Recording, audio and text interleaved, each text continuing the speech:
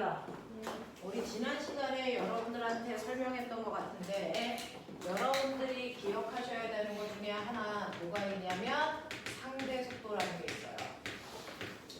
자, 실제로요 어떤 물체가 움직이는 물체의 빠르기를 정확하게 얘가 오른쪽 방향으로 2의 빠르기로 가고 있어 라고 하는 걸 정확하게 보려면 관찰자는 뭐하고 있어야 되니? 정지되어 있어요. 물체의 운동을 정확하게 관찰하기 위해서는 관찰하는 사람은 정지된 상태로 그 물체의 운동을 봐야 그 물체가 어느 방향으로 얼마의 빠르기로 가는지 정확하게 관찰할 수 있어. 왜? 내가 움직이게 되면 물체의 운동이 다르게 느껴지니까. 맞죠? 관찰자가 움직이면서 느껴지는 속도는 실제 속도가 아니고 뭡니까? 상대적 속도야. 그걸 우리는 뭐라 그러니? 상대 속도라고 하는 거지. 그러면 내가 멈춰있을 때와 내가 갈 때 왜 가는데? 라고 하면 모든 사람들은 다 이기적입니다. 자기 스스로가 언제나 뭐 되어 있다고 느껴지니? 정지했다라는 착각을 합니다. 그것 때문에 나타나는 가장 큰 착각이 바람입니다. 방향입니다. 그래서 우리는 바람은 무슨 기압에서 무슨 기압으로 불어요? 당연히 공기를 세게 누르는 쪽에서 약하게 누르는 쪽으로 가죠. 그러니까 바람이 부는 바람은 그래서 바람을 세게 누르는 어디에서? 고기압에서 어디로 갑니까? 저기압 쪽으로 바람은 불어나간다. 근데 고기압에서 바람이 불어나갈 때 어떻게 불어나간다고 배웠습니다. 고기압에서 저기압으로 바람이 똑바로 가지 않죠. 어떻게 갑니까? 고기압에서 바람은 시계 방향으로 회전하면서 불어나간다. 됐죠? 저기압 쪽으로 바람은 반시계 방향으로 회전하면서 들어간다. 되겠냐? 왜 똑바로 가지 않고 회전할까요? 실제로 바람은 회전하지 않아. 내가 느낀 것뿐이야. 저 상대 속도야. 되겠어? 바람은 똑바로 오고 있는데 내가 느꼈을 때 회전하는 것처럼 보이는 것뿐이야. 왜요? 인간은 어디에 타고 있어요? 회전하고 있는 지구체에 타고 있습니다. 됐어? 그러니까 바람은 나의 배꼽을 향해서 똑바로 오는 동안 내가 지구를 타고 뭐하고 있니? 회전하고 있는 거야. 무슨 말인지 알아? 그러니까 아까까지는 나의 배꼽을 향해서 오던 아이가 됐어? 내가 회전하니까 나의 옆구리 쪽으로 오는 거야. 그러면 사람은 자기는 회전한다고 생각하니 안 하니? 안 해요. 난 똑바로 있는데 바람이 이렇게 오다가 이렇게 휜 거야. 되겠어? 이렇게 느껴지는 뭡니까? 그거 상대 속도야. 그걸 멋진 말로 지구과학에서 뭐라 그러니? 전향력 이라고 하는 거예요. 알겠어? 이걸 지구과학에서는 전향력이라고 하는 거고 물리는 그게 지구에 타 있는 인간이 느끼는 상대 속도 때문에 나타나는 현상입니다. 이해돼? 이해돼? 그러니 꼬맹아 봐봐. 고속도로가 있어. 고속도로가 이렇게 있는데 이 고속도로에서 A는 오른쪽 방향으로 2의 빠르기로 가. 언제나 A는 2의 빠르기로 가고 있어. 근데 내가 정지한 상태로 보면 얘는 오른쪽으로 2로 가는 거야. 근데 내가 아빠 차를 타고 그래서 내가 얘와 똑같이 2의 빠르기로 간다? 그럼 내가 느꼈을 때 A는 어떤 운동하니?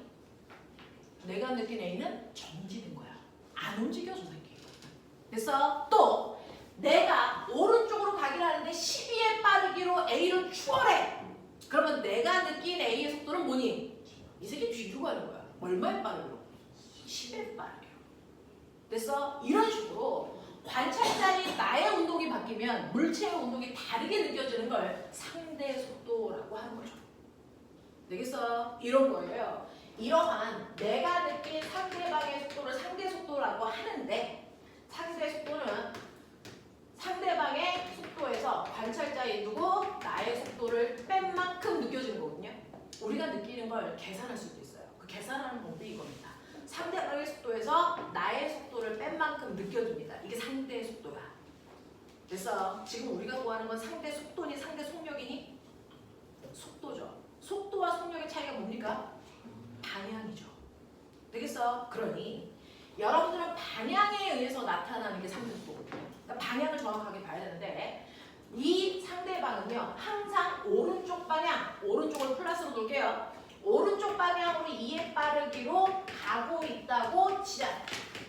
언제나 2의 빠르기로 얘는 가고 있어. 변하지 않아. 근데 내가 움직이지 않고 정지되어 있을 때 내가 상대방하고 똑같이 오른쪽 내가 상대방보다 더 빨리 오른쪽으로 12의 빠르기로 갈 때 내가 느끼는 상대방의 속도는 관찰자인 나의 속도를 뺀 만큼 느껴진다는 거예요. 그러니 내가 정지되어 있으면 이 아이는 그대로 오른쪽 방향으로 2의 빠르기로 가는 게 보이는데 내가 같은 빠르기로 가면 이 새끼는 뭐 정지된 것처럼 보인다는 거죠. 그죠? 내가 추월해 가면 이 아이는 어디? 왼쪽 방향. 플러스가 오른쪽이니까 마이너스는 왼쪽, 뒤쪽 방향입니다. 그래서 왼쪽 방향으로 얼마의 빠르기로 가는 것처럼 보인다? 10의 빠르기로 가는 걸로 느껴진다는 거예요. 근데 내가 이런 식으로 맞은편으로 갈게요. 됐어? 서로 마주보고 갈게요. 얼마? 3의 빠르기로 갈게요. 그럼 이제 나의 속도는 얼마입니까? 마이너스 3입니다. 맞아? 그러면 상대방의 속도에서 나의 속도를 빼면 됐니? 내가 봤을 때는 얘가 나를 향해서 얼마로 오는 것처럼 보입니까? 5의 빠르기로 오른쪽으로 그대로 오는 것처럼 보인다는 말입니다. 맞아. 이런 식으로 상대방의 운동이 변하지 않았지만 관찰자의 운동이 달라지면 느껴지는 상대방의 속도가 다르게 느껴진다? 이유는 딱 하나다. 관찰자는 무조건 자기가 뭐 되어 있다고 생각한다? 정지되어 있다고 생각하기 때문에 나의 운동 때문에 나타나는 모든 변화가 다 상대방 때문이라고 얹혀버리는 거야. 알겠습니까? 그래서 느껴지는 게 다른 거죠. 됐어? 그러면 얘가 가지고 있는 이 착각을 이용하자. 뭡니까? 실제로 상대방은요. 관찰자인 나는 움직여 안 움직여? 안 움직여. 그러니 이렇게 A하고 B가 동시에 움직이면 이 운동을 해석하는 게 쉽지가 않아요. 그래서 하나만 움직이는 것도 복잡해 죽겠는데 두 개가 동시에 움직여. 그래서 네. 그러니까 그걸 생각하기 쉽지 않으니까 이 중에 하나를 나라고 보자. 관찰자. 누구? A를 나라고 보자. 이런 얘기야. 그러면 그 순간 A는 가니 안 가니? 안 가는 거야. 얘는 정지시켜놓고 얘가 움직이는 빠르기까지 합해서 누가 혼자 움직이는 거야? B만 움직인다고 생각하면 되는 거야. 되겠어? 그러면 A가 느낀 B의 상대 속도는 B의 속도에서 A의 속도 뭐하면 되니? 빼면 되죠. 됐어? 그 중에서 나의 운동 방향을 플러스로 하면 B의 운동 방향은 뭐가 되니? 마이너스. 그러니까 얘 마이너스 3에서 나의 속도 플러스 2를 빼면 내가 봤을 때 나는 정지되어 있지만 B 혼자서 어디? 마이너스 방향인 이 방향으로 얼마의 빠르기로 오고 있어? 5의 빠르기로 오고 있다고 해도 똑같은 결과가 나온다는 거야. 그럼 보면 봐봐. 얘 혼자 나를 향해서 5의 빠르기로 달려올 거야. 얼마를? 60m를. 됐냐? 몇 초 걸리겠냐? 15초. 되겠습니까? 네. 그러니 내가 2의 빠르기로 가고 얘가 3의 빠르기로 와서 두 개가 만나는데도 12초가 걸리고 나는 가만히 있고 이 새끼 혼자만 5의 빠르기로 와도 12초 만에 만나. 되겠습니까? 네. 아 그럼 12초 만에 만나네? 그러면 12초 동안 누구? 개새끼는 혼자 뛰었네. 얼마의 빠르기로? 5의 빠르기로. 됐니? 그러니까 개 왕복한 거리가 총 얼마니? 60m예요. 이렇게 가는 겁니다. 되겠냐? 그래서 운동하는 물체가 하나가 아니고요. 그죠? 두 개가 되면 운동을 따로따로 분석해서 조합하기가 쉽지 않으니까 이럴 때 쓰는 게 바로 뭐였다? 상대 속도였다. 되겠니? 그러니 아까 그 경찰차요. A 도시에 서울에 있는 경찰차하고 D 도시에 있는 경찰차가 동시에 뛰는 거잖아요. 그러니까 귀찮아. 그래서 둘이 만날 때까지 걸린 시간이 필요하니까 나는 이 새끼를 나로 볼 거야. 서울에 있는 경찰차 혼자 다가온다고 치면 돼. 얼마를? 200km를. 얼마에 빠르게? 200에 빠르게. 그러니까 몇 시간 걸리겠니? 1시간 걸려. 그럼 둘이 만난 거야. 그 만날 때까지 걸린 시간 동안에 얘는 120에 빠르기로 달리는 거겠지. 이런 얘기야. 알겠습니까? 이런 식으로 문제를 푸는 방법이 가장 편하다. 그래서 상대 속도라는 건 움직이는 물체가 하나가 아니고 두 개일 때 둘 중에 하나를 정지시켜놓고 물체의 운동을 해석할 수 있는 가장 쉬운 방법입니다. 그래서 상위권 아이들이 수능 문제 중에 가장 복잡한 역학을 풀 때 가장 쉽게 풀 수 있는 방법이 저 상대 속도 이용하는 방법이야. 알겠어? 네, 이런 것들입니다. 그래서 민혁이가 지금 그 문제를 물어봐서 겸사겸사 한번 정리를 해봐 드렸습니다. 자, 그 다음 페이지 가죠. 어딥니까? 몇 페이지? 어딥니까? 54. 자, 54, 55에서 질문해 보시죠. 괜찮아? 네, 넘어갑니다. 자, 56, 57. 네? 자, 117번은요, 꼬뱅아, 이 그림은요, 통합과학 책에 있어요. 여러분들이 고등학교 1학년에 올라가면 배우는 통합과학이라는 책의 교과에 있는 그림을 그대로 따가지고 그 안에 넣은 건데, 문제는 뭐냐면요, 이렇게 책상에 있습니다. 이 책상에 튀어나온 자가 이렇게 있고요. 하나는 위에다가 공 올립니다. 위에 올라간 공이 뭡니까? A입니까? B입니까? A예요. 올라간 공이 A이고 그 옆에 있는 공이 B입니다. 그러면 나는 이제 뭐 할 거냐면 이 자를 손으로 탁 칠 겁니다. 그러면 순간적으로 자의 위치가 어떻게 되는 거냐면 순간적으로 자의 위치가 이렇게 오겠죠. 그래서 얘가 이렇게 밀리면서 여기에 있는 B라는 공을 뭐합니까? 밀죠. 그래서 얘는 밀려서 떨어질 겁니다. 근데 A는 어떻게 됩니까? 순간 얘를 탁 하고 하는 순간 요 밑에 있는 자가 없어지죠. 자는 힘을 받았으니까 이동하지만 A는 직접 힘을 받았니 안 받았니? 안 받았어요. 그러니까 움직일 수가 있어 없어? 이게 뭡니까? 바로 정지근성이죠. 되겠어? A는 힘을 직접 받지 않았기 때문에 그 자리에 그대로 있으려는 A의 정지관성이 나타납니다. 정지관성. 집에 가서 해보십시오. 컵에다가 이렇게 종이 올려놓고요. 500원짜리 동전을 올리십시오. 그래놓고 이 종이를 갑자기 확 빼면 그래서 동전은 따라오니 안 따라오니? 안 따라옵니다. 되겠어? 동전의 정지관성이죠. 됐냐? 그래서 얘는 뭐합니까? 허공에서 그냥 떨어지죠. 얘는 뭐 할까요? 자유분방합니다. 그래서 이것과 같은 상황을 선생님이 지난 시간에 설명하지 않았을까? 이렇게 건물 위에서 20m 건물 위에서요. 제가 공을 5의 빠르기로 던져보면 자, 여기서 던진다는 건 던지는 모든 순간을 보는 게 아니고 던져서 내 손을 떠난 후부터 보는 거야. 그래서 던져서 내 손을 떠난 후부터는요. 얘는 수평으로는 누가 미는 힘을 받니 안 받니? 안 받아요. 내 손을 떠났으니까. 그래서 네. 그러니까 수평으로는 어떤 힘도 받지 않으니까 얘는 무슨 운동을 할 수밖에 없니? 수평으로는 등속 운동. 됐어? 근데 아래로는 무슨 힘을 받죠? 중력. 그러니까 아래로는 뭐 해야 되니? 자유낙하. 그러니까 얘는 내가 손을 치운 그 순간부터는 수평은 등속 운동, 아래로는 자유낙하, 수평은 등속, 아래로는 자유낙하.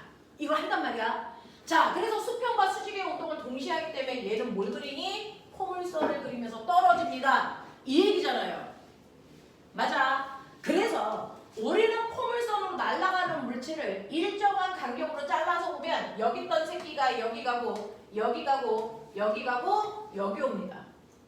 맞아. 근데 같은 시간 동안에 잘라서 보면 이렇습니다. 그랬을 때 내가 얘가 수평으로 간 걸 보면 처음에는 여기 있던 아이가 여기에 있고 그 다음에 여기에 있고 여기에 있고 여기에 있습니다.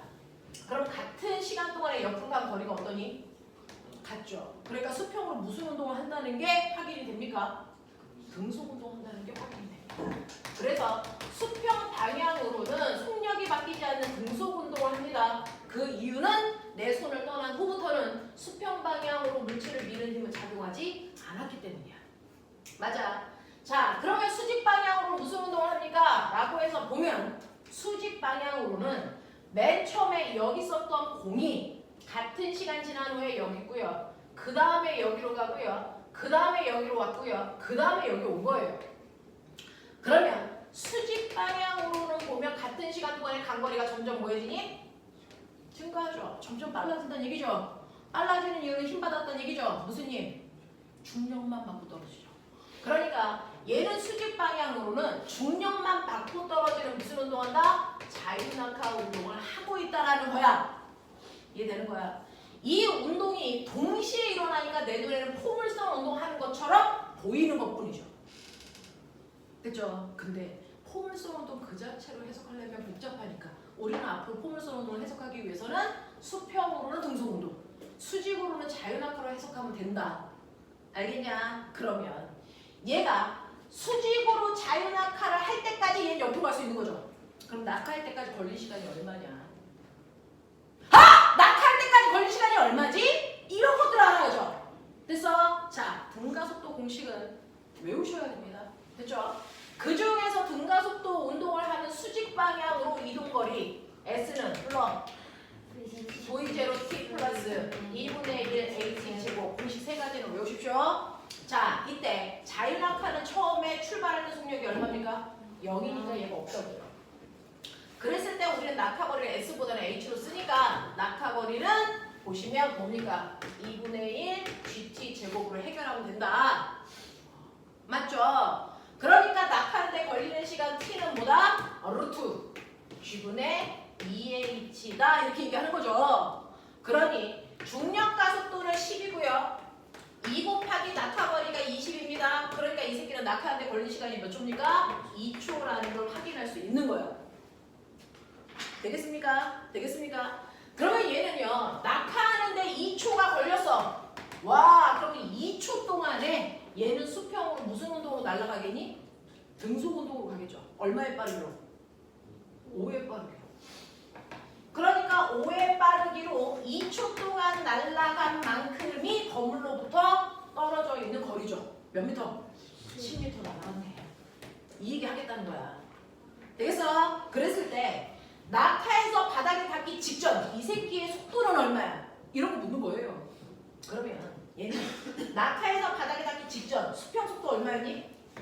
오, 안 바뀌어요. 수직 속도는 얼마일까? 얘는 2초 동안 자유낙하 했으니까 자유낙하 할 때요 1초당 속력이 얼마씩 빨라져? 10씩 빨라지니까 2초 지나면 속력 얼마 되겠니? 20이죠. 그러면 이 아이의 실제 속도 방향과 속도의 크기 얼마야? 라고 하면 됐어. 이렇게 수평 속도와 수직 속도가 있을 때 이 두 속도를 이용해서 평행사변형을 그리면 대각선이 그 물체의 실제 떨어지는 속도 방향이야. 됐어. 그리고 속도의 크기는 이게 20이고요. 이게 5인 직각삼각형이야. 맞아? 그러면 실제 속력은 얼마입니까? 루트 425의 빠르기로 떨어지고 있구나 라는 얘기입니다. 됐어? 근데 의심스럽죠? 선생님 제가 수평으로 던졌는데 얘가 자유낙하하는 아이와 같은 시간 내에 떨어져요? 그거 확인해 주세요. 그래서 만든 장치가 이겁니다. B라는 공을 자가 수평으로 밀어서 떨어뜨리는 겁니다. 그래서 이 B의 운동이 포물선을 그리는 이 운동을 하는 겁니다. 됐어? 그리고 A는 자가 치워졌기 때문에 얘는 그 자리에서부터 뭐 하는 겁니까? 자유낙하하는 거예요. 되겠냐? 그래서 얘가 수평으로 날아가면서 떨어지고 한 놈은 자유낙하해서 떨어집니다. 이때 A가 먼저 바닥에 닿겠냐? 아니면 B가 먼저 바닥에 닿겠냐? 아니면 동시에 닿겠냐? 동시죠. 얘도 자유낙하를 20m 할 거고 얘도 됐어? 수직 방향으로 자유낙하를 20m 할 거니까 떨어지는 데 걸린 시간 어때야 된다? 같아야 된다. 둘 다 2초 만에 떨어질 거다. 되겠어? 이 얘기야. 머리 돌려. 그러면 2초 후에 바닥에 닿기 직전 둘의 속력은 똑같다. 맞아, 틀려? 자, A는요. 무슨 속도만 있어요? 수직 속도밖에 없죠. 얼마? 20. 근데 얘는 수직 속도도 있지만 뭐도 있어요? 수평 속도도 있죠. 얘가 더 빠릅니다. 그래서 속력은 얘가 더 빠르죠. 알겠냐? 이런 얘기야. 납득해? 납득해? 선생님 저는 자유낙하를 공식을 잘 못 외웠는데 이때 속력이 루트 425라는 거를 다른 방법으로 구할 수는 없을까요? 중학교 때 배운 방법으로 구할 수 없을까요? 죽여버려 이 중학교 3학년 3단원이야 이 개새끼들아. 뭐야? 역학적 에너지 구조 에너지. 여기에서의 위치 에너지와 운동 에너지를 합한 게 여기에서의 무슨 에너지와 같다? 운동 에너지와 같다. 그러니 여기에서 위치 에너지요 mg 20 더하기 그래서 위치 에너지 mg 20 운동 에너지 2분의 1 m 5의 제곱 맞습니까? 그걸 합한 게 바닥에서 온전히 다 무슨 에너지로 바뀌니? 운동 에너지 2분의 1 mv 맞냐? 그래서 이거 날라가시면 M 날릴게요. 얘는 얼마? 200. 됐어? 중력가속도가 10이니까 얘는 얼마입니까? 2분의 25. 됐어? 이게 2분의 V제곱이랑 같은 거죠. 그러니 V제곱은 V는 루트 얼마입니까? 400 더하기 25 나오죠? 이렇게 가도 돼.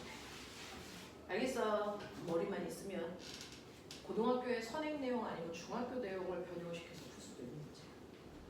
알겠냐? 등가속도 운동은 역학적 에너지 전환으로 다 풀 수 있습니다. 알겠어? 네. 전 선행을 못해서 이 문제 어려워요. 병신이야. 생각해보면 중학교 내용은 다 풀려. 그걸 조금 더 쉽게 푸는 방법이 고등학교에서 등가속도로 설명하는 것뿐이야. 알겠죠? 이렇게 가도 된다. 자, 그 다음에요.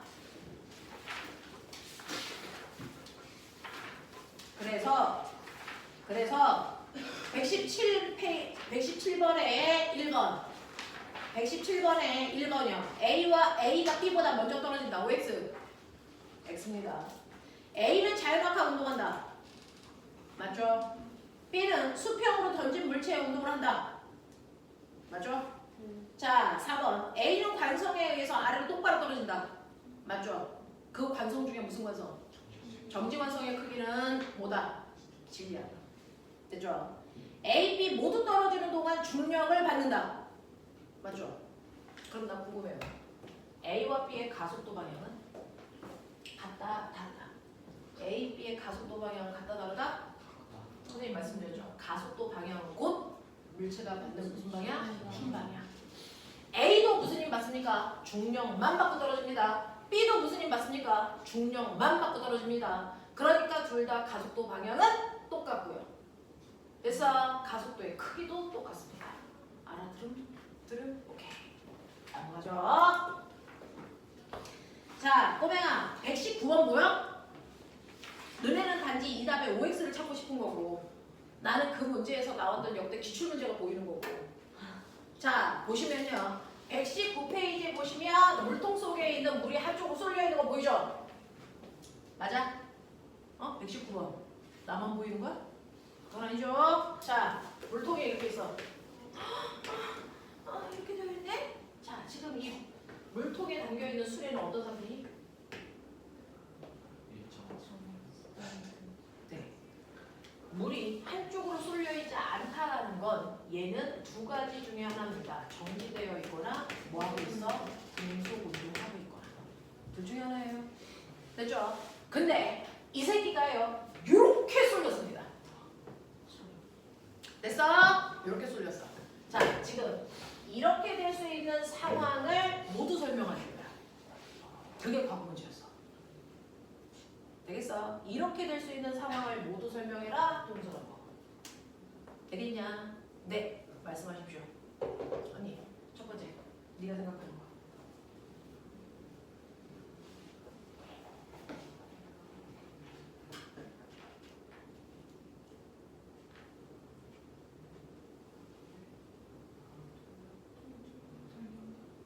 동쪽으로.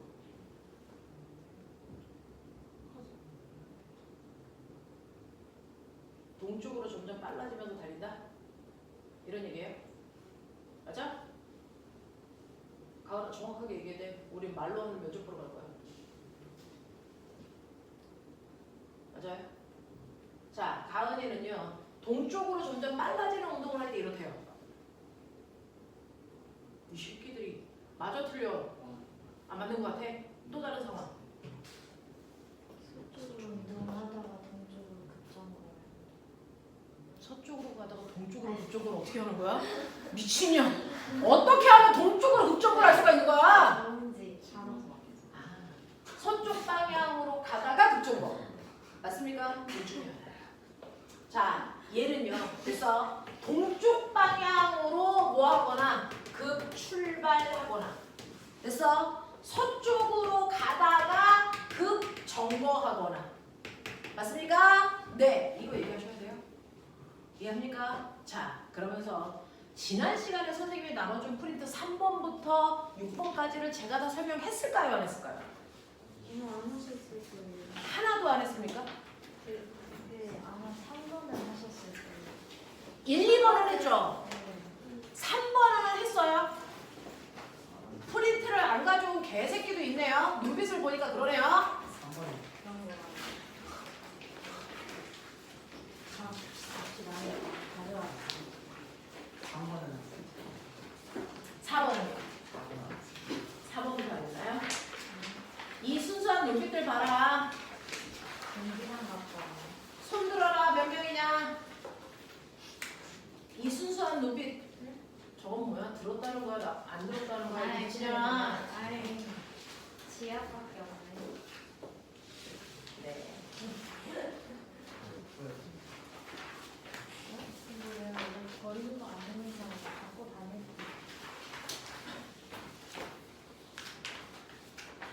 자, 3번까지는 했는데 4번부터 안 했어요. 맞습니까? 네. 자, 왜? 4번을 했어? 4번은 안 했는데 5번은 했어? 그 전인데. 아니 역학. 아이, 그 전. 역학. 몇 번부터 해야 돼? 4번부터. 4번부터. 안 버리. 넌 안 받은 것 같아. 합법적일 것 같아. 아, 그쵸? 근데 1년들은 불법적인 것 같아. 응. 저 전기만 갖고 왔어요. 합법과 불법이 난무하고 있네. 어쨌든 프린터 없는 사람 손 들어. 하나, 둘, 셋, 넷. 있다는 거야, 없다는 거야? 어? 저는 합법이에요. 한쪽씩 팔기로 했냐, 새끼야? 합법이에요, 불법이에요. 있다는 거야, 없다는 거야? 야, 없는 애도 손 다시! 아, 하나, 둘, 셋, 넷, 다섯. 오케이.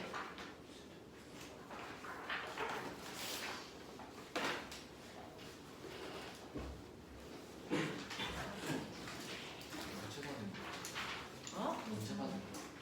언젠가 받았겠지. 내가 어떻게 다 외워, 이씨. 언제 받은 거야? 목요일이에요. 저번 주 목요일 날 받은 거 같아. 저번 주 토요일에 받은 거 있어요. 어? 아니에요. 저번 주 토요일 날 받은 건 있어? 네. 정말 감동스럽다, 이씨.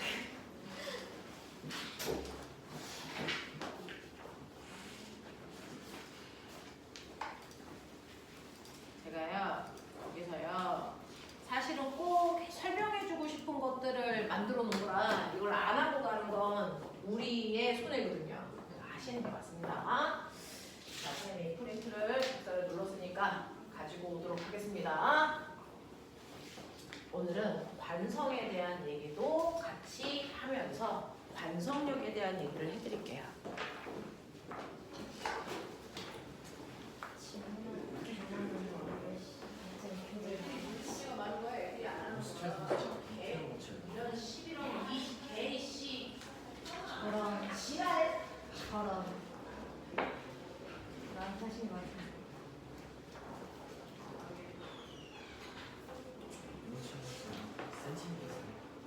예? 입니다. 아니 만져보지 않는 되게 신기해. 별 형태가 없어요. 진짜. 아니 스스로 가지고 왜 그렇게 혹사시켜요? 아니 보여줘요. 때리겠습니다. 제가 또 애들을 때리진 않습니다. 네. 누구한테 있기 때문에 때리진 않습니다. 손들어 빨리. 누구였어?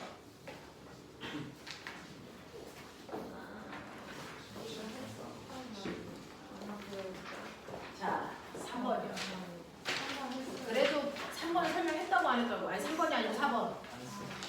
알았어요. 네, 4번부터 문제를 그때 다 풀어봤죠. 문제에 대한 고민을 하셨어요.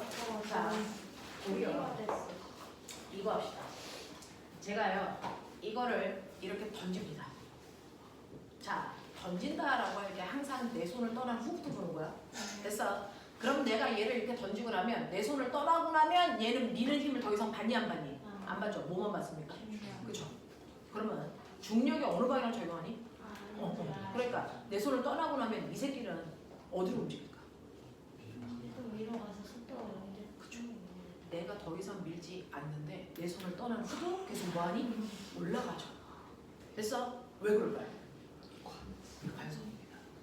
속력이 0이 될 때까지 그 방향으로 쭉 갔다가 속력이 바뀌고 나서야 힘의 방향으로 움직일 수 있는 거야.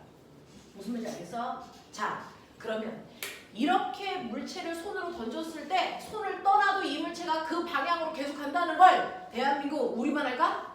다 알아. 그러니 이 내용을 학교에서 그대로 입시해낼 수는 없죠. 그래서 상황을 바꿉니다. 됐죠? 마치 손으로 던진 것과 같은 상황이 바로 4번에 있는 열기구에서 던진 겁니다. 되겠냐? 그래서 보시면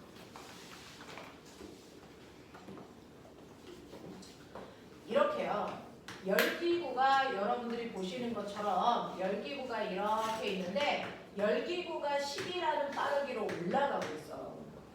어떤 공간이 움직이면 그 공간 속에 있는 모든 사람과 물체는 같은 빠르기로 같은 방향으로 갑니다. 마치 지구가 움직일 때 우리가 똑같은 방향으로 가는 것처럼. 맞습니까? 그러니까 열기구가 10의 빠르기로 간다는 얘기는 열기구에 타 있는 사람도 위쪽 방향 얼마? 10의 빠르기로 같이 올라가고 있다는 얘기야. 되겠어? 그리고 열기구에 가지고 있는 공도 그 공도 열기구와 같은 속력 10으로 가고 있다는 얘기야. 이해? 여기까지 이해? 자, 그랬다가 내가 공을 잡고 있는 손으로 공을 잡고 있다가 손을 치우면 어떻게 되니? 얘는 위로 10이라는 빠르기로 던져진 후에 그 공의 모습을 그대로 뜨는 거야. 되겠어? 그래서 손으로 잡고 있다가 놓으면 얘는 사실은 위쪽 방향으로 10이라는 속력으로 던져진 상태와 똑같은 상태죠. 그러면 이 공은요. 손을 놓는 순간 어떻게 될까요? 손을 놓는 순간 떨어지니 안 떨어지니? 안 떨어지죠. 속력이 위쪽 방향으로 10이 있죠. 그러니까 아까랑 똑같습니다. 얼마가 될 때까지 갑니까? 속력이 0이 될 때까지 올라갔다가 속력이 0이 되면 그때서야 뭐하니? 떨어지는 거죠. 이해돼? 이해돼? 이 얘기예요. 그래서 열기구 올라가고 있는 열기구에서 공을 가지고 있다가 놓으면 이 공이 마치 그대로 떨어질 것 같지만 그렇지 않다. 얘는 위쪽으로 계속 10이라는 속도로 던져지는 것과 같은 효과이기 때문에 속력이 0이 될 때까지 올라갔다가 떨어질 수밖에 없다. 맞아. 이걸 시간 속도 그래프로 그려보자. 속도니까 방향을 갖는다. 위쪽 방향을 플러스로 놓으면 됐어? 위쪽 방향으로 올라가 속력이 0이 될 때까지는 플러스 속도야. 맞아? 그랬다가 아래로 내려올 때부터가 무슨 속도니? 마이너스 속도라서 처음에 속도는 플러스 10이었다가 손을 놓으면 속도가 일정하게 줄어서 0이 되면 최고점에 도착한 거야. 그리고 나서는 마이너스 속도를 가져야 되니까 이렇게 그리면 돼요. 맞냐? 그럼 꼬맹아, 여기는 중력과 속도가 10인 곳이거든요. 그럼 생각해봐. 얘는 맨 처음에 손을 놓았을 때 운동 방향이 중력 방향과 같은 방향, 반대 방향? 반대 방향이니까 운동 방향을 플러스로 놓으면 가속도 방향이 뭐니? 마이너스죠. 시간 속도 그래프에서 가속도 어떻다 그랬어요? 그러니까 기울기가 마이너스 기울기죠.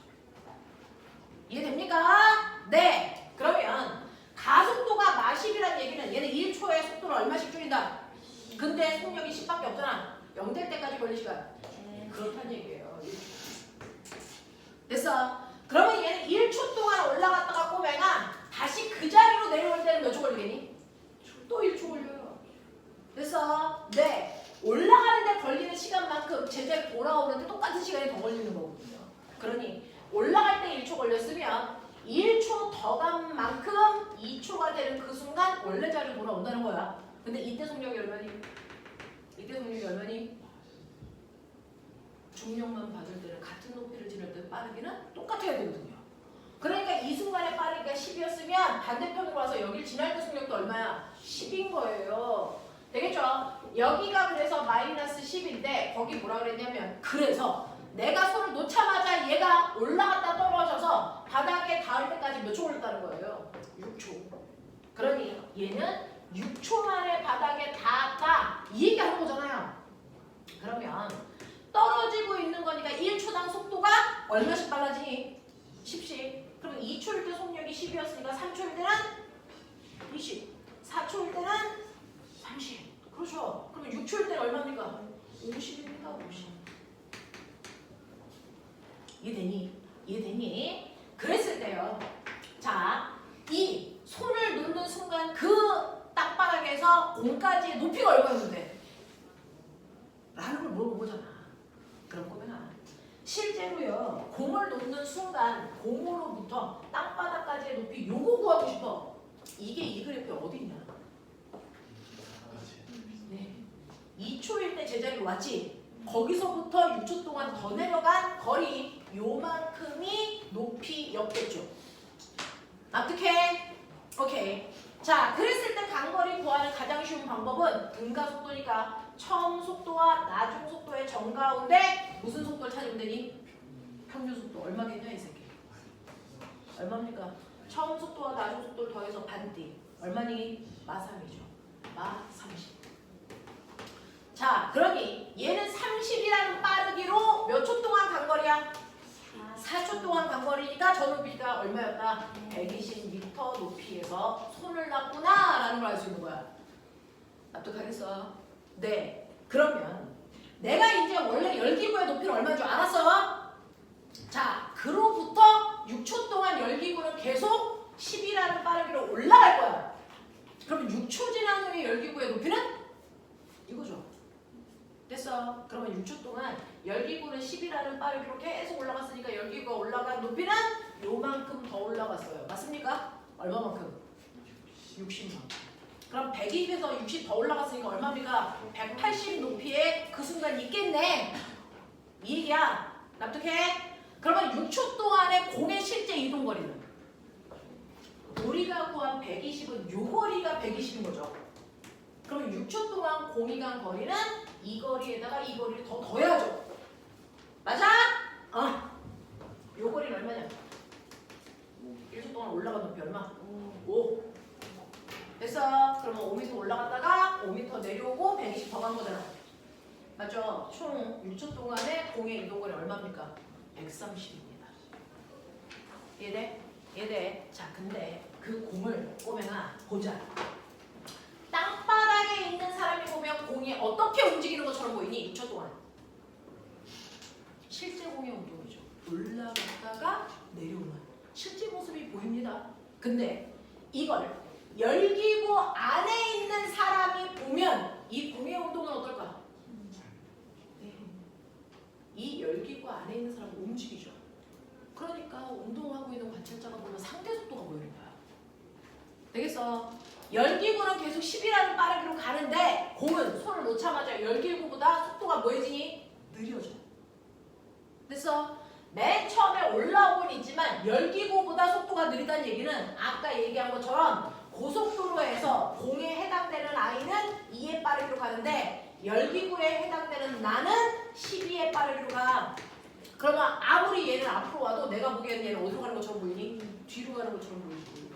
그러니까 손을 놓자마자 열기구 안에 있는 사람은 공이 올라가는 게 아니고 뭐 하는 것처럼 보인다? 내려가는 것처럼 보인다. 되겠어? 그래서 열기구 안에 있는 사람이 공을 보면 그냥 공은 뚝뚝뚝뚝 떨어지는 무슨 운동하는 것처럼 보일까요? 자유낙하하고 있는 것처럼 보인다. 납득해? 가능해? 되겠어?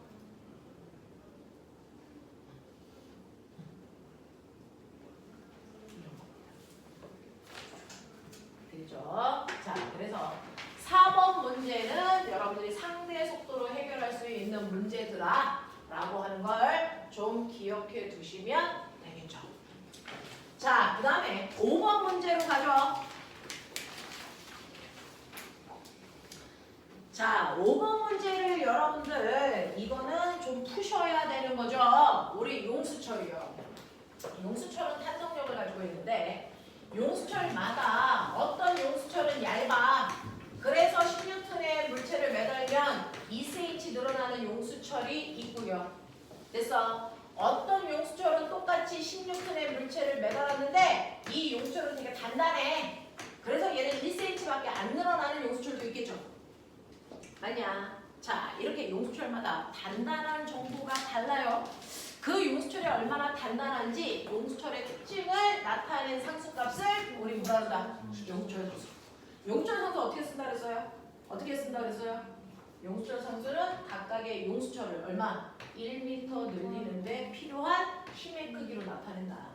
예를 들어 A라는 용수철은 10N의 힘을 주니까 2cm 늘어나. 그러면 이 용수철을 1m 늘리려면 얼마의 힘이 필요할까? 이거잖아요. 2cm일 때보다 1m일 때 몇 배 길게 늘어나야 되니? 50배니까 힘도 50배 큰 힘을 줘야 되니까 얘는 500N의 힘이 필요합니다. 맞아. 그러니 A의 용수철 상수는 얼마라고 하면 된다? 500Nm로 보면 된다. 맞아. 자, 그런가 하면 B라고 하는 용수철의 용수철 상수는요. 보이십니까? B라는 용수철은 10N의 힘을 주면 겨우 1cm 늘어나. 그러면 1m 늘어나게 하기 위해서 필요한 힘은 몇 배 커야 됩니까? 100배. 그래서 얘는 얼마입니까? 1000N의 힘이 필요하니까 B의 용수철 상수는 1000Nm/m입니다. 이렇게 가는 거죠. 이때 각각의 용수철의 용수철 상수만 안다면 어떤 물체를 매달았을 때 늘어난 길이를 곱한 값이 바로 용수철에 작용하는 탄성력의 크기였다. 기억나냐? 그래서 탄성력 구하는 식의 F는 KX. 그래서 중학교 1학년 때 배웠어요. 용수철에 작용하는 탄성력과 그 용수철이 늘어난 길이 사이에는 정확한 정비례 관계가 있다. 맞습니까? 그랬을 때 이때 늘어난 길이와 탄성력 사이의 그래프에서 기울기가 뭐다? 그렇죠. 용수철 상수. 모든 그래프에서의 기울기는 언제나 그래서 x축분의 y축 값이다. 그러니 이 기울기도 x축분의 탄성력이라는 kx죠. 맞나? 그래서 x가 날아가니까 이 그래프의 기울기는 처음부터 용수철 상수였다. 됐죠? 그러면 이 그래프 밑에 있는 면적은 뭐였다? 모든 면적은 x축 곱하기 y축의 값이 항상 면적에 숨어 있습니다. 근데 이 그래프의 x축은 늘어난 거리고요. y축은 그걸 늘리기 위해서 준 무리가 힘이죠. 맞아? 힘 곱하기 거리를 우리 뭐라고 배웠다? 1이라고 배웠다. 그러니까 이건 물체가 용수철을 잡아당기는 동안 물체가 용수철한테 해준 일이다. 그러면 용수철은 그 일을 받는다. 일을 받은 만큼 뭐가 생긴다? 에너지. 그래서 이 넓이가 바로 용수철에 저장된 무슨 에너지다? 탄성 에너지를 나타내는 값이다. 그래서 탄성 포텐셜 에너지 구하는 식이 면적 구하는 식이었다. 납득하시기? 물론 탄성 에너지 구하는 식. 그래서 2분의 1 kx 제곱이다. 알겠냐? 이런 것들을 연결해서 좀 기억을 해봐 두시면 되겠고요. 이때 이 용수철이 이렇게 매달려 있는데 얘는 A라는 용수철이 3kg짜리가 매달려 있고 그 밑에 B라고 하는 용수철이 매달려 있고 5kg가 이렇게 되어 있는 상태. 자, 이 중에서 A라는 용수철은 거기 정보 써 있어요. 20N의 힘을 주면 2.5cm 늘어난다. 맞아. B라는 용수철은 10N의 힘을 주면 2cm 늘어나는 용수철이다. 납득합니까? 자, 그 중에서 A 용수철에 매달려 있는 건 몇 킬로짜리입니까? A 용수철에 매달려 있는 거 몇 킬로? 안 들려. 몇 킬로? 4kg. 지랄한다. A 용수철에 매달려 있는 거 8kg입니다. 되겠냐? 3kg 아니죠. 이 용수철 밑에 있는 모든 애들이 다 여기 매달려 있는 거죠. 그러니까 A 용수철에 매달려 있는 건 8kg니까 얼마입니까? 80N 매달려 있다. 이렇게 보는 거잖아. 그러니 20N일 때보다 4배 많이 늘어나야죠. 얼마? 10cm 늘어난다는 얘기입니다. 이해돼? 좋아. 이해되니? 오케이. B 용수철에 매달려 있는 건 몇 킬로입니까? 5kg입니다. B 용수철 밑에 있는 건 5kg밖에 없습니다. 맞죠? 5kg니까 몇 뉴턴? 50N의 힘으로 잡아당기겠다는 거야. B 용수철을. 그러면 B 용수철 몇 cm 늘어납니까? 10cm 늘어납니다. 이해돼요? A 용수철 밑에 매달려 있는 건 3kg 아닙니까? 8kg입니다. 되겠죠? 네. 이렇게 해서 늘어났어. 이거 10cm 늘어나고 얘 10cm 늘어나고.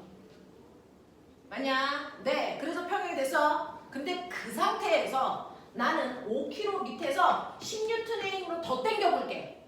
그럼 더 늘어날 거 아니야. 맞아? 더 당겨볼게. 더 늘어날 거야. 그랬을 때 얘네들이 더 늘어나니까 3kg짜리도 지금보다 더 내려올 거고. 그죠? 5kg짜리도 지금보다 더 내려올 거야. 그랬을 때 3kg짜리와 5kg짜리의 이동한 거리의 차이가 얼마냐. 이걸 못 느껴 두 번째 문제잖아. 근데 이제 나 보면 여기에 10N의 힘을 더 주면 A 용수철에도 10N의 힘이 더 작용합니다. 10N의 힘이 더 작용하면 A는 얼마 늘어날까요? A는 그 위치에서 1.25cm가 더 내려가겠죠. A 용수철이 1.25만큼 더 내려가면 3kg짜리는 1.25cm만큼 더 내려가겠죠. 그 순간 여기 있는 5kg짜리는 가만히 있니? 얘도 내려가니? 같이 내려가죠. 같이 내려가죠. 그러면서 여기서 잡아당기니까 B용수철도 늘어나겠죠. B용수철 10N의 힘을 받았으니까 얘는 얼마가 더 늘어날 거야? 2cm. 그래서 3kg짜리는 A가 늘어난 만큼만 더 내려갑니다. 1.25. 됐어? 근데 5kg짜리는 A가 늘어난 거에 B가 늘어난 걸 합한 만큼 더 내려가겠죠. 그러니까 거리 차이는 B 용수철이 내려간 만큼이 거리 차이겠죠. 얼마입니까? 2cm 거리 차이가 있겠죠. 이해되니? 난 이걸 틀리는 너네들을 보고 감동받았잖아. 난 이걸 맞출 줄 알았어. 자, 5kg짜리는 A 용수철이 늘어난 거와 B 용수철이 늘어난 이 두 길이를 합한 만큼 5kg짜리는 움직이고요. 3kg짜리는 A 용수철이 늘어난 만큼만 내려가면 돼요. 맞아요? 그러니까 둘의 거리 차이는 B 용수철이 늘어난 만큼이 둘이 움직인 거리 차이다. 알겠죠? 이런 얘기입니다. 과거는요, 엄청난 심한 어떤 데서 이론을 갖고 문제를 푸는 게 아니라고요. 엄청난 심화 이론을 가지고 푸는 게 아니라고요. 그걸 영지에서 한다고요. 됐어? 과거는 여러분들이 가지고 있는 사실을 이용해서 됐어? 다양한 사고 문제를 내는 거야. 용수철 힘 받으면 늘어나는 거 알잖아. 됐어? 근데 이렇게 힘을 주면 각각의 늘어난 길이가 어떠니? 이런 거 묻는 거야. 됐어? 이 정도의 깊이의 사고가 필요한 거야. 되겠냐? 엄청난 선생님 전 물리툴을 안 했어요. 물툴을 물어보면 과거문을 닫아요. 됐어? 중등 내용을 기반으로 물어봐요. 근데 중등 내용을 기반으로 물어볼 때 선행을 하면 그 내용을 더 쉽게 이해해서 잘 풀어요. 근데 중등 내용만 알고 있으면 많은 생각을 해서 풀어야 돼요. 어쨌든 풀 수는 있나 봐요. 근데 머리 열과 좋아야 되나 봐요. 아인슈타인급이어야 되나 봐요. 이런 얘기야. 알겠어? 네. 그래서 우리는 적당한 선행의 내용으로 이 문제를 사고할 수 있는 사고 방법들을 보여드려요. 그 중에서도 가장 중요한 거 너네 그래도 남들보다 과학 선행은 좀 한 친구들이죠. 그래서 그러니 그 내용을 어떻게 문제 속에 넣느냐 이거 보여주는 단계야. 이제 선행하는 단계는 아니고 그 문제 안에 이 내용을 어떻게 집어넣으면 돼 이런 것들을 문제마다 보여드리고 있어요. 넘어가죠. 자, 지금 선생님이 수업하는 건 너네는 다 물리 원만 들었다. 그래서 물투 내용은 다 모른다. 그래서 물투 내용은 다시 한번 복습하면서 설명하고 있어요. 알겠어? 네. 자, 6번 가죠. 6번은 여기 있는 숫자 조금 고치자. 그래서 왼쪽의 높이를 8로 오른쪽의 높이를 4로 고쳐놓은 상태로 여러분들 문제 풀었습니다. 지랄. 그렇게 했다 이 새끼들아. 자, 진자운동. 이걸 우리는 지구에 구멍을 뚫어서 공이 관통하는 과정에서 주기 구하는 식으로 한 번은 설명했었어. 그치? 네. 자, 그래서 얘가요. 진자운동 A에서 출발해서 B를 지나 자 이렇게 내려왔다가 반대편으로 가죠. 근데 보면 이때요. A에 가만히 있다가 손만 놓으면 얘가 밑으로 내려가면서 점점 속력이 빨라지죠. 얼마만큼 빨라질까요? 얼마만큼 빨라질까요? 왜 빨라질까요? 안 들려. 정확하게 얘기해. 위치 에너지의 감소량이 무슨 에너지가 되니까? 운동 에너지가 되니까. 그래서 역학적 에너지 전환입니다. 자, 그러니 B 지점을 기준면으로 하면 B 지점보다 8m 높이에 있었으니까 얘는 8m 높이의 위치 에너지가 감소한 만큼 B 점에서 무슨 에너지가 생겼다? 운동 에너지가 생겼다. 되겠어? 그러면 여기서 속력이 너무 빠르니까 멈출 수 있다 없다? 없다. 그래서 다시 지나가면서 뭐 한다? 올라간다. 됐어? 그러면 올라갈 때요. 어디까지 갈 수 있습니까? 다시 운동 에너지가 무슨 에너지가 될 때까지? 위치 에너지가 될 때까지 올라갈 거니까 반대편 최고로 올라가면 몇 미터까지 올라갑니까? 안 들려. 4m. 지랄하네. 8m 내려왔는데 이년아 몇 미터까지 올라갈 수 있어? 8m까지 올라가죠. 그래서 반대편에 같은 높이까지 올라갈 수 있습니다. 근데 그중 4m 높이를 지나는 요 지점을 보겠다는 거야. 이게 C. 이제 문제가 납득이 됐어. 그럼 꼬맹아 이때 A 지점과 C 지점에 뭐가 같아야 될까? A와 C에 뭐가 같아야 될까? 역학적 에너지가 보존돼야 되겠죠. 되겠어? 그러니 A 지점에서 갖는 물체의 위치 에너지 mg 8이 C 지점에서 갖는 무슨 에너지와 위치 에너지와 운동 에너지를 더한 값이랑 어때야 되니? 같아야죠. 납득합니까? 중학교 3학년과 하고 있습니다. A 지점에서 갖는 위치 에너지가 C 지점을 지나는 순간에 위치 에너지 더하기 운동 에너지 값이랑 같다. 맞아? 그랬을 때 이때 속력의 제곱값이 얼마냐? 맞냐? 중력과 속도를 10이니까 이거 80은 40 빼기 2분의 1 V제곱 이런 얘기 아니니? M은 날라가잖아. 그래서 뭐가? 네. 2분의 1 V제곱은 얼마입니까? 40. V제곱은 얼마입니까? 80인 거죠. 됐어? 우린 여기까지는 생각했어. 근데 꼬맹아 저 시점을 지나는 순간 저 새끼가 받는 힘 C 지점을 지나는 순간 저 위치에서 저 물체에 작용하는 힘이 몇 개일까요? 여기를 지나는 이 순간에 시점에 작용하는 실제 힘 몇 개 있습니까? 2개 있습니다. 뭐하고 보겠습니까? 중력과 장력. 이해합니까? 네, 중력과 장력이 있습니다. 자, 그 중에서 꼬맹아 얘네끼리 합력을 구하고 싶은데 저는 그래서 이 중력이라고 하는 mg를요 장력과 나란한 방향의 힘과 그것과 수직한 방향의 힘으로 중력을 분해할게요. 이해합니까? 그랬을 때 이때 이 장력과 중력의 수직한 방향의 이 힘이 서로 반대 방향이죠. 이걸 빼면 그래서 이 순간 이 실의 중심 방향을 향하는 90력만큼의 힘이 생겨야죠. 얘는 이 순간 여기로 훅 지나가는 이 위치에서 자기는 등속 원동한다고 생각합니다. 그래서 진자 운동을 할 때요. 이 새끼가 왔다리 갔다리 왔다리 갔다리 하는데 그래서 자 공은 지나가면서 자기는 그 순간 뭐 할 거라고 생각하는 거야? 등속 원동할 거라고 생각하는 거야. 그래서 중심 방향으로 90력만큼의 그래서 네 원의 중심을 향하는 방향으로 힘이 생깁니다. 자, 이래. 그러면 이때요. 안쪽으로는 90력만큼의 힘이 생겨야 되니까 실제로 작용하는 장력에서 중력을 뺀 만큼이 중력의 수직 성분을 뺀 만큼이 뭐가 돼야 된다? 90력이 돼야 된다. 이 얘기죠? 그럼 보면 이거는 중력인데 이거는 얼마일까? 중력을 이 힘과 이 힘으로 나눴을 때 평행 사변형을 그리면 이게 대각선이 돼야죠. 그랬을 때 보면 이게 세타라고 치면 요 값이 얼마겠냐? 요 6분의 세타지. 그리고 여기가 90도지. 맞아요? 오케이. 안 보일까봐 이게 중력입니다. mg.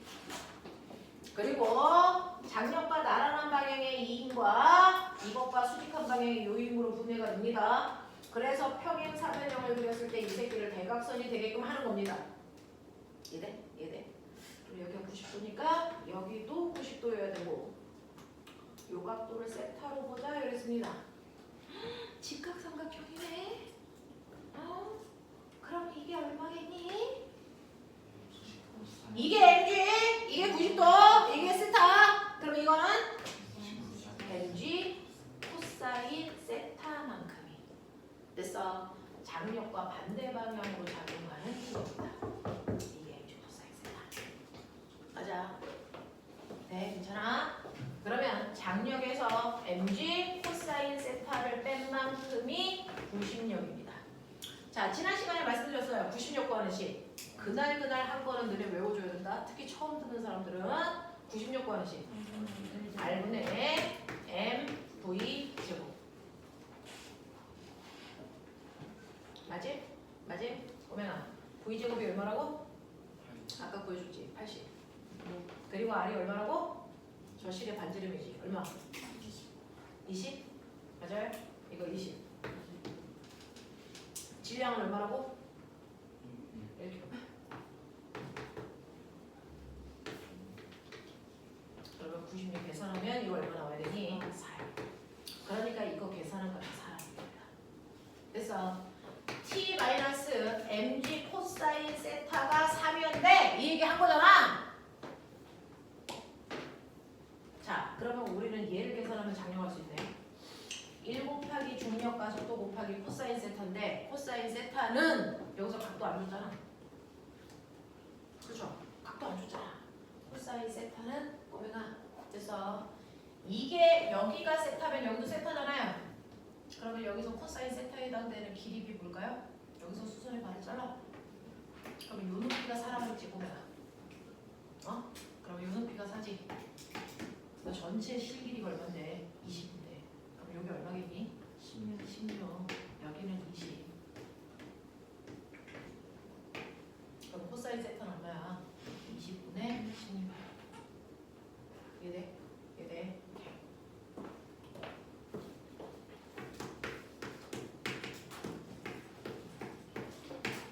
보이죠? 그래서 장력에서 8을 뺀 만큼이 4야. 그럼 장력의 급이 얼마야? 10이야. 여기서 하니 해주십시오. 쉽진 않은데요. 한두 달을 견디셔야 이런 문제들이 이제 익숙합니다. 계속 반복해서 나올 거거든요. 됐죠? t에서 mg 코사인 세타를 빼면 구심력이 된다. 그래서 장력의 크기가 얼마다? 10이다. 되겠죠? 이런 얘기입니다. 자, 그래서 여러분들이 가지고 있는 이렇게 되어 있을 때 C의 위치에 작용하는 힘은 장력과 중력이고 그랬을 때 이때 장력의 크기가 10이라는 거를 구해봐 드렸습니다. 자, 근데 2번이요. 6-2 요거 별표. 와, 시간 애매하다. 6-2 되죠?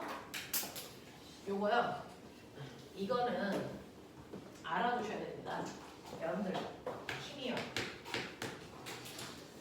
자, 여러분들 힘이 뭔지는 알아요. 물체의 운동 상태를 변화시키는 유일한 자리요. 그렇죠? 근데 이 힘에는 두 종류가 있습니다. 힘은 실존하는 힘과 뭐가 있으니 가상의 힘이 있죠. 쉽게 얘기할게요. 진짜 힘과 거짓말 힘이 있어. 이 얘기입니다. 됐어. 힘은 진짜로 존재하는 힘과 가상의 힘이 있다. 이 가상의 힘을 다른 말로 우리는 뭐라고 그러냐면 이걸 관성력이라고 부르겠다. 알겠어? 진짜로 존재하는 힘은 진짜로 존재하는 힘이야. 우리가 그동안 배웠던 힘은 다 진짜로 존재하는 힘이야. 근데 거짓말 힘, 가상에 존재하는 힘이 있다. 그 가상에 작용하는 힘을 우리는 뭐라 그런다? 관성력이라고 한다. 되겠어? 그러면 진짜로 작용하는 힘은 진짜로 작용하는데 가상의 힘은 진짜로 안 작용해요? 작용해요. 작용합니다.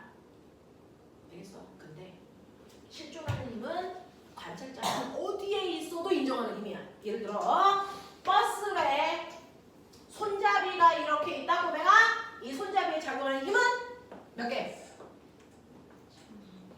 장력과 중력이죠.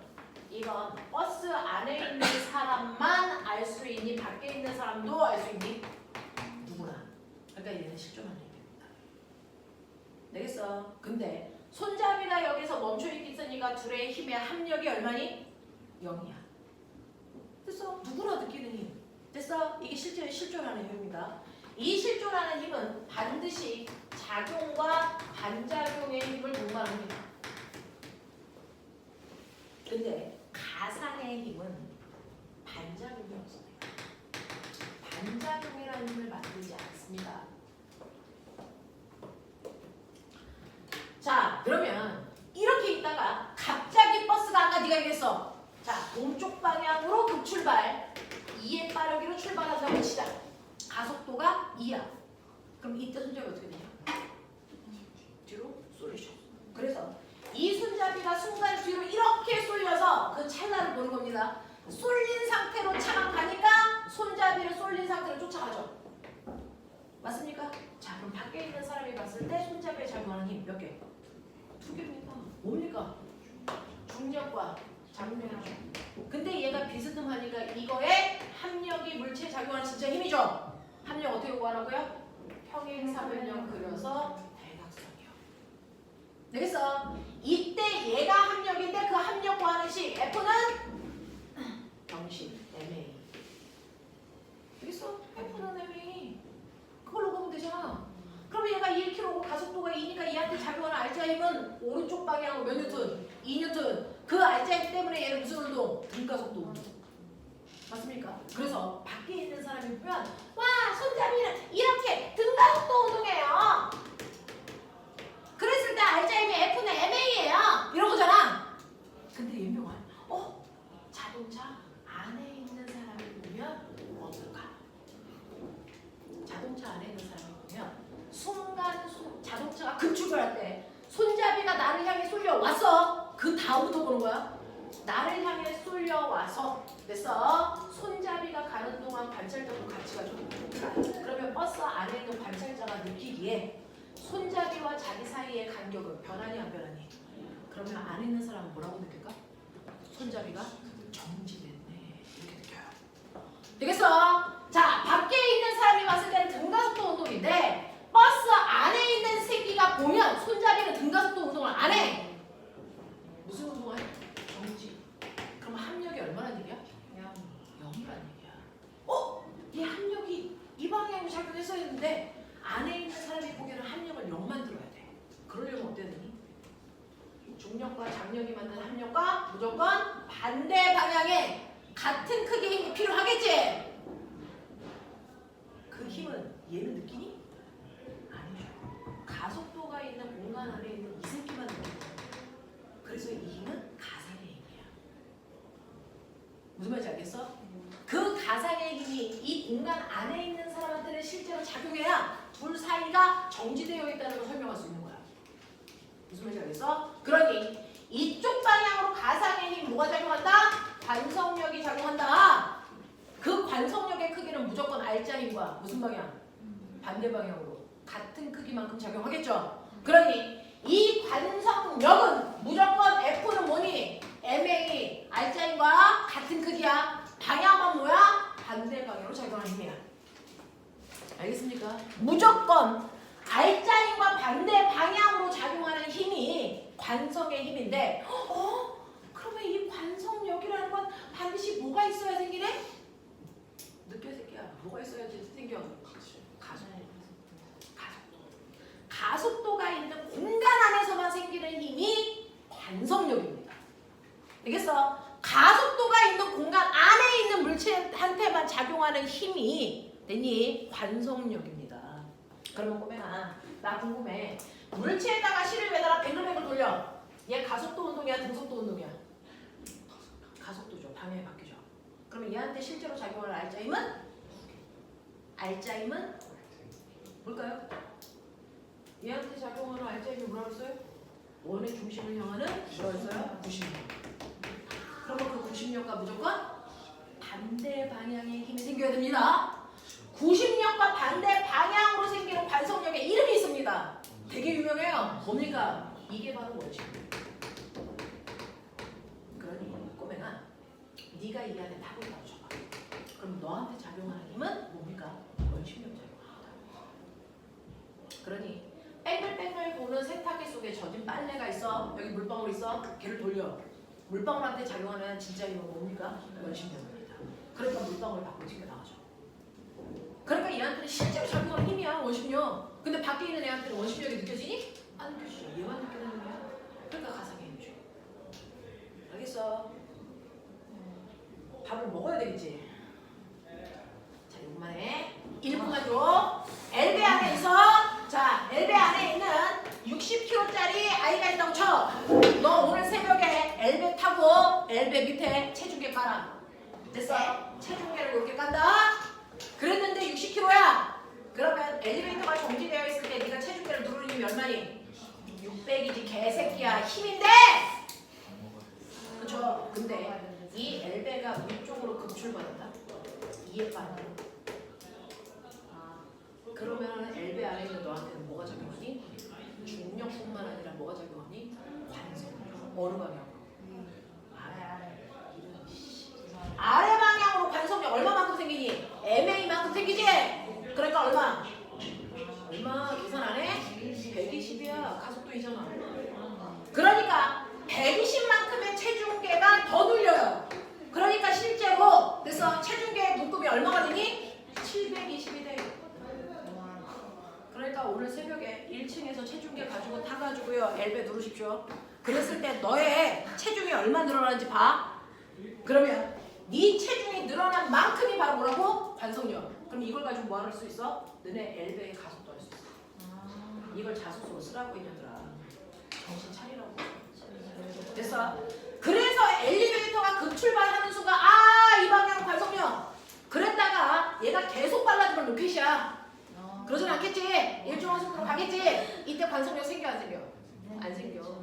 관성력은 가속도가 있을 때만 생겨. 그랬다가 이제 멈춰줘야지. 되겠어? 뛰어내리진 않잖아. 그러면 멈출 때는요. 가속도가 어느 방향으로 생기니? 야, 올라가는 엘리베이터 멈추려면 가속도가 어디로 생기냐? 21억 방패이 생기더라. 아래로 생기겠지? 그랬을 때 가속도가 2라고 치자. 그럼 너한테 관성력은 어디로 생기니? 무조건 가속도가 받으면 위쪽으로 생기겠죠. 그럼 네 체중계 용도가 얼마가 될까요? 요번에는 체중계를 누르면 힘이 120만큼 줄겠죠? 그러니까 얼마가 됩니까? 480이 됩니다. 알겠어요? 이게 관성력이야. 신기하죠? 요즘은 관성력을 알아야 쓸 수 있습니다. 되겠습니까? 여기까지 하죠.